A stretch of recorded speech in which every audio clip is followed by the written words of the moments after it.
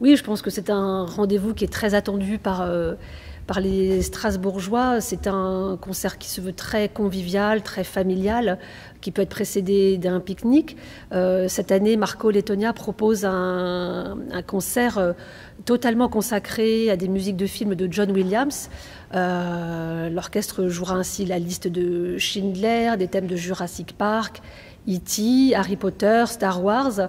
Et nous aurons aussi le plaisir de vous faire découvrir une partition de John Williams qui n'est pas spécifiquement liée à un film, mais on voulait montrer que John Williams a aussi écrit pour le grand orchestre. Et ce sera l'occasion de mettre en valeur nos magnifiques solistes à l'orchestre.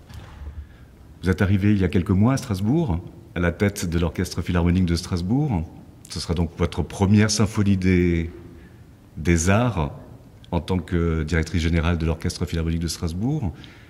Qu'est-ce que ça vous fait de voir autant de monde qui assiste à un concert de l'orchestre ? C'est très émouvant parce que, dans le fond, un orchestre, il existe pour son public. Donc, réaliser que le public vient en masse pour un événement comme celui-ci, c'est très important, c'est la raison de vivre d'un orchestre. Mais j'aimerais aussi profiter de cette rencontre pour rappeler qu'il y a ce moment phare, estival, qui marque le début de l'été. Mais l'orchestre propose tout au long de sa saison des rendez-vous pour les jeunes, pour les familles, pour les étudiants. Nous essayons au maximum d'ouvrir les portes. Je voudrais dire que l'orchestre, il est pour tout le monde le soir de la symphonie de Rives, mais il est pour tout le monde tout au long de l'année. La saison prochaine, nous ouvrons un abonnement libre qui permettra à chacun de composer son abonnement. Il invite aussi les familles à venir découvrir les instruments de musique avec des ateliers que nous mettons en place le samedi après-midi pour les petits et les grands.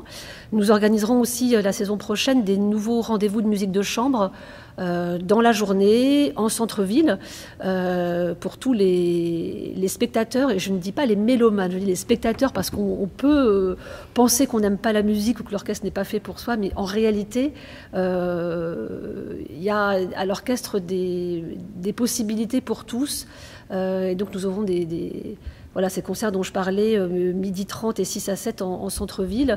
Nous avons également des spectacles pour le jeune public. Nous allons proposer une adaptation musicale de Trémolo, du grand strasbourgeois Tommy Ungerer.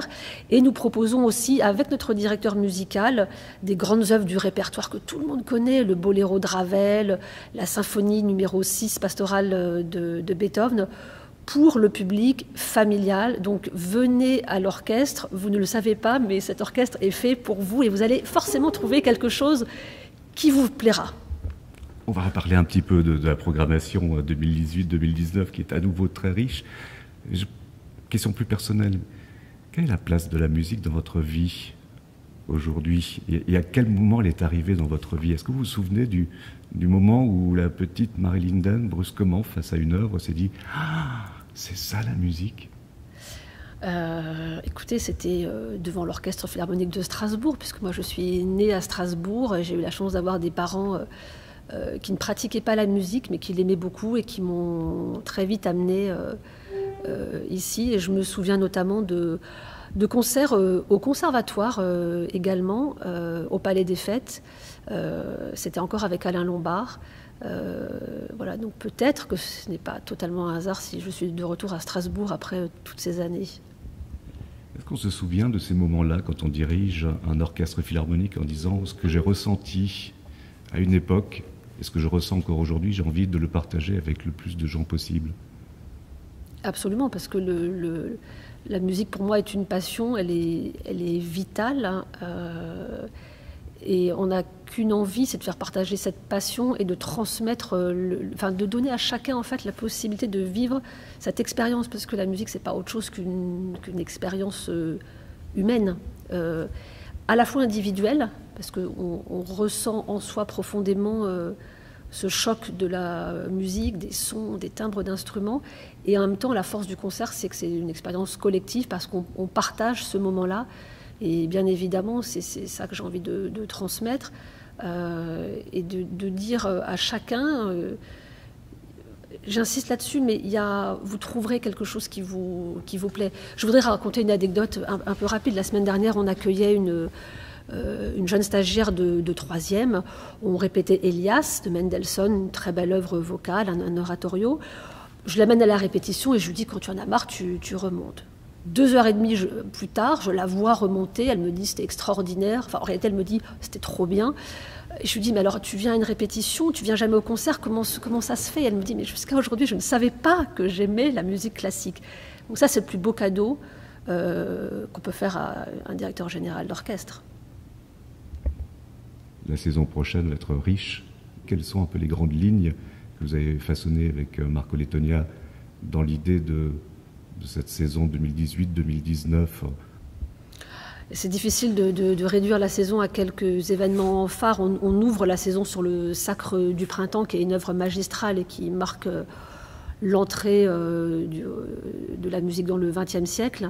On a le plaisir d'accueillir des étudiants pour découvrir les coulisses de l'orchestre. Donc une répétition sera totalement ouverte à des étudiants sur simple inscription. C'est aussi une manière de montrer que tout le monde trouve sa place et que il ne peut pas y avoir de barrière financière. Je profite d'ailleurs pour préciser que pour tous les étudiants et les jeunes, le billet d'entrée à l'Orchestre Philharmonique de Strasbourg est à 6 €.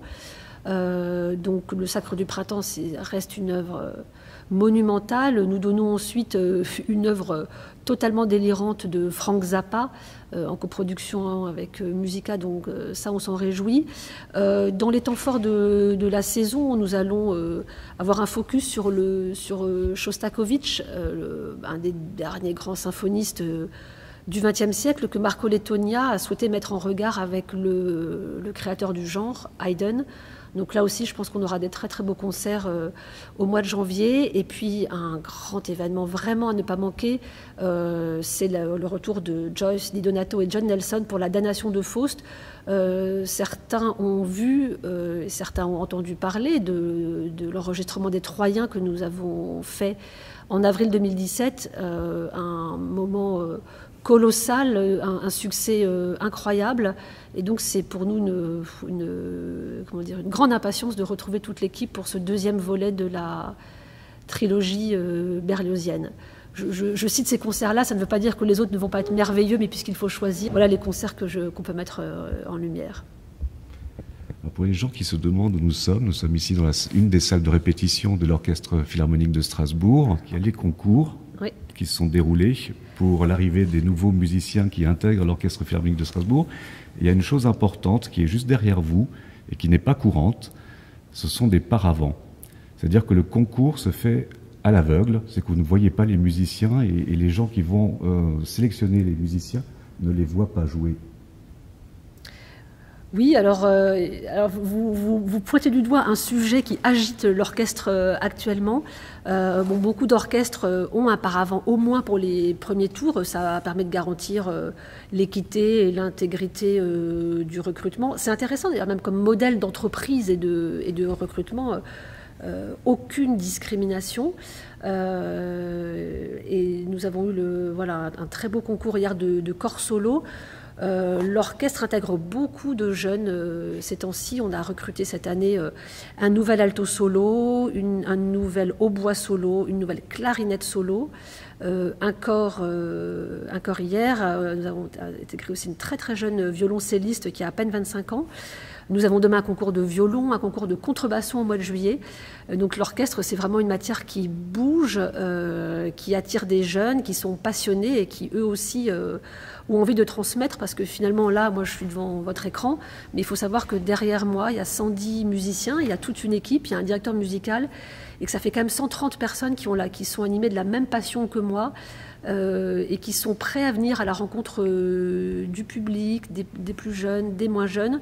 Et voilà, on n'est pas une force obscure, un orchestre, on est une sorte de grande famille animée d'une passion. On a un très très grand privilège d'exercer des métiers comme ceux-là. Donc voilà, là la salle est un peu vide et un peu triste, mais venez rencontrer les musiciens, en tout cas eux, ils vous attendent.